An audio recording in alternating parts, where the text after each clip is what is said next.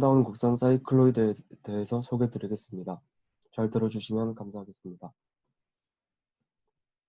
먼저 여러 가지 도형들이 움직일 때 도형 위 한 점이 그리는 곡선들에 대해서 생각해 보겠습니다.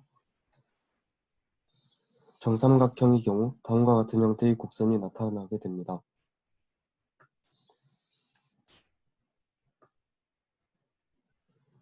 다음으로 정사각형의 경우 그림과 같은 곡선들이 나타나게 됩니다. 그렇다면 원 위 한 점은 어떤 모양을 그리면서 움직일까요? 원 위 한 점은 다음과 같은 곡선을 그리며 굴러가게 됩니다. 또한 우리는 이 곡선을 사이클로이드라고 합니다.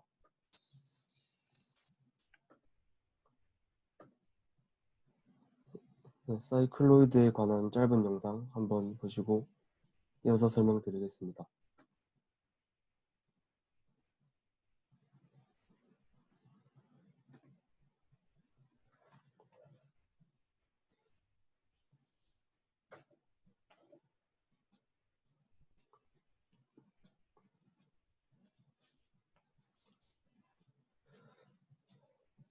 뉴턴과 라이프니츠의 대결은 베르노이가 낸 문제와 관련되어 있습니다. 베르노이가 낸 문제는 도전자들이 사이클로이드를 알고 있는가를 묻습니다. 사이클로이드는 자전거가 달릴 때 나타나는 궤적입니다.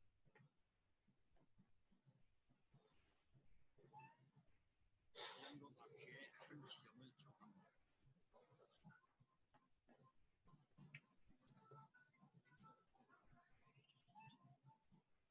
바퀴가 갈 때 이 점은 일정한 곡선을 그립니다.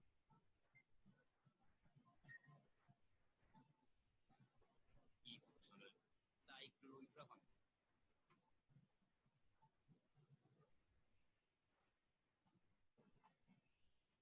문제는 여기에서 저 끝까지 공을 굴렸을 때 가장 빠른 선은 무엇인가를 묻습니다. 이쪽은 사이클로이드 곡선이고 이쪽은 직선. 두 공을 동시에 출발시켜 보겠습니다.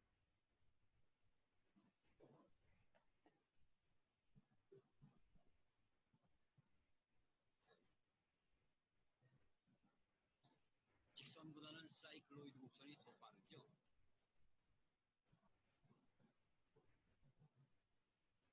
제일 빠른 선을 안다는 것은 최소값을 안다는 것, 즉 미적분을 안다는 것이죠. 베르노이는 도전자들이 미적분을 아는지 시험했던 거죠.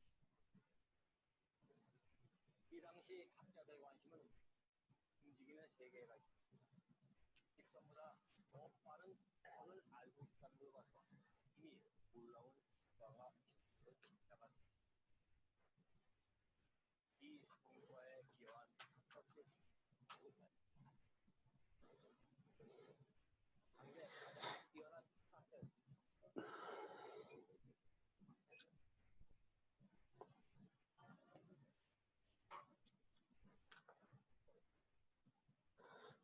영상에서 보셨다시피 사이클로이드는 매우 특수한 곡선이기 때문에 대수적으로도 큰 의미를 가집니다.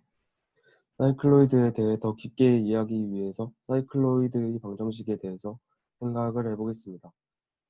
사이클로이드의 방정식은 각을 나타내는 변수인 세타를 매개변수로 하는 매개변수 방정식이라고 할 수 있는데요. 쉽게 말해 세타의 점이 x좌표가 표현될 수 있다는 것입니다. 이때 점의 좌표를 나타내기 위해서는 원의 평행이동에 의한 점의 이동과 회전에 의한 이동을 모두 고려해주면 됩니다. 원이 미끄러짐 없이 이동하므로 원이 이동한 거리는 호의 길이 a 세타와 같을 것입니다.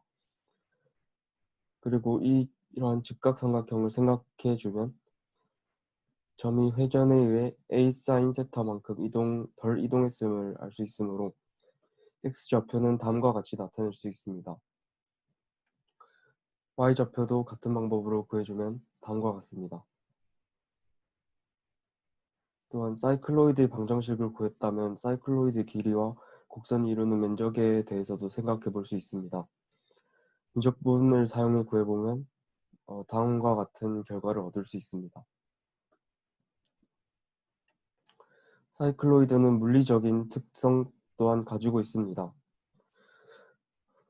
아래의 5개의 경로 중 무엇이 가장 빨리 도착하는 경로인지 살펴보게 되면 검은색으로 표현된 사이클로이드 곡선임을 알 수 있습니다. 직관적으로는 이해가 잘 안 되실 수 있을 것 같아서 이 현상과 관련된 물리학 문제를 하나 소개해 드리겠습니다.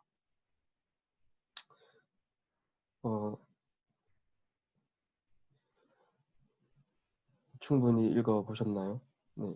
이 문제를 가장 쉽게 이해하는 방법은 속도 시간 그래프를 그려보는 것입니다. 네, 속도 시간 그래프에서 아래의 면적은 이동 거리를 의미하는데 두 경로 A, B의 이동 경로가 같으므로 두 그래프 아래 면적도 같다고 할 수 있습니다. 빗면의 기울기와 사인 값은 비례하므로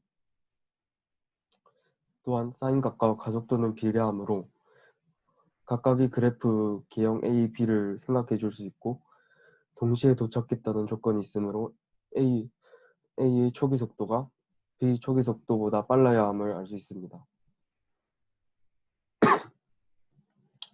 이 문제가 시사하고자 하는 바 중 한 가지는 초기 가속도가 물체의 목적지 도달 시간에 영향을 준다는 것입니다.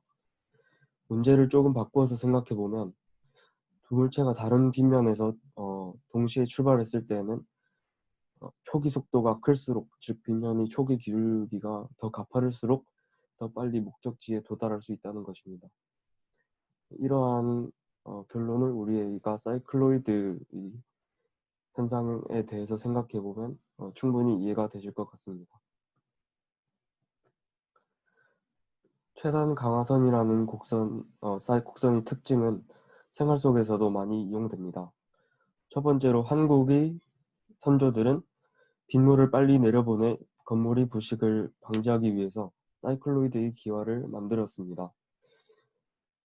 또한 독수리가 사냥감을 사냥할 때에도 사이클로이드의 경로로 강화한다고 합니다.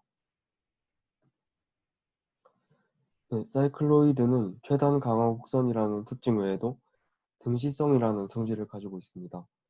곡선이 임의 점에서 공을 놓았을 때 도달하는 시간은 모두 동일합니다. 이를 그래프로 한번 나타내 보겠습니다.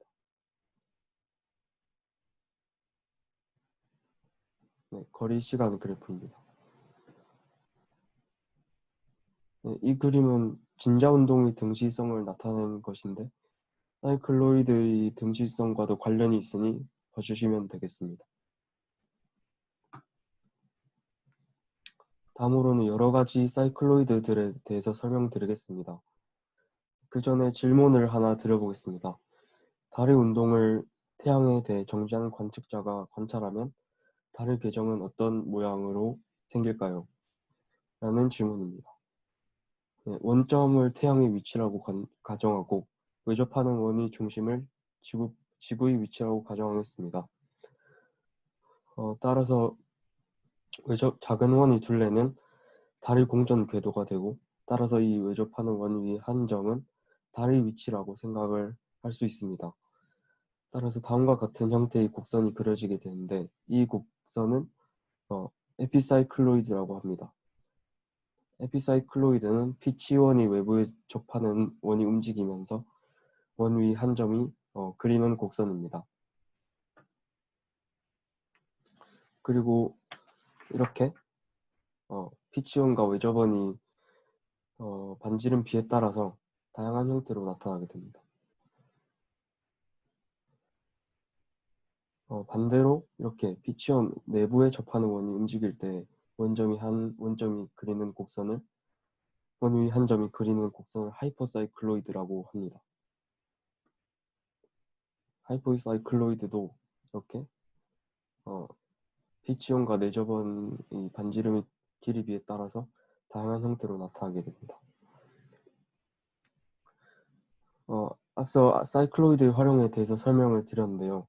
에피사이클로이드와 하이포사이클로이드 또한 특히 공학적으로 활용도가 높습니다. 특히 기어 속에도 에피사이클로이드와 하이포사이클로이드가 숨어 있습니다. 이 기어의 볼록한 부분과 오목한 부분은 각각 에피사이클로이드와 하이포사이클로이드의 일부입니다. 또한 이 볼록한 부분의 개수를 입수라고 하는데 두 원의 비율을 조절하여 기어의 입수를 조절할 수 있습니다. 입수가 2인 기어에 대해서 간단하게 설명을 드리자면 왼쪽과 같은 경우에는 접촉면이 가파르기 때문에 동력 전달이 잘 이루어지지만 오른쪽과 같은 경우에는 동력 전달이 잘 이루어지지 않아 기어로 사용하기에는 부적합하다는 것을 알 수 있습니다.